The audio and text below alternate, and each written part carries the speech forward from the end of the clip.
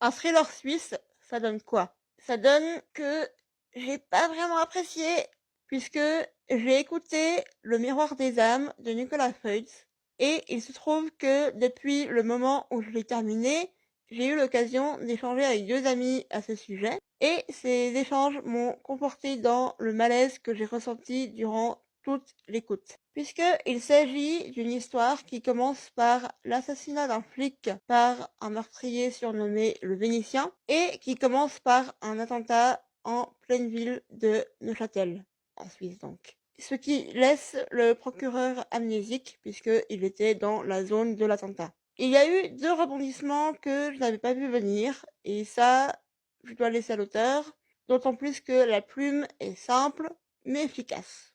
Pas la meilleure que j'ai eue, mais quand même. Par contre, là où j'ai plusieurs problèmes, c'est j'ai deviné l'identité des coupables aux 2/3, si ce n'est la moitié du roman. Pas oufissime. Ensuite, la représentation des personnes d'origine étrangère, donc non suisse en l'occurrence, est franchement médiocre, voire mauvaise. Et la représentation aussi de la communauté LGBTQIA+, est franchement pas oufissime non plus. Puisque pour les personnes d'origine étrangère, on a des personnes d'origine albanaise, kosovarde et tchétchène.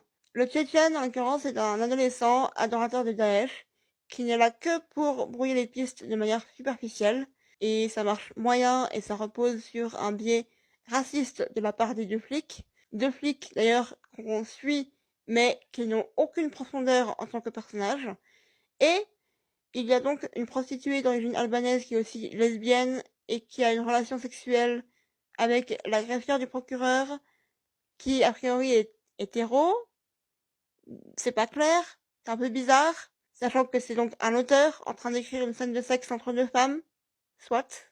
Et il y a 2 personnages d'origine albanaise qui sont décrits de manière péjorative et qui, en plus, sont dépeints comme les méchants, sans compter que le coupable est d'origine italienne, il se trouve, in fine. 2 étoiles sur 5 pour moi.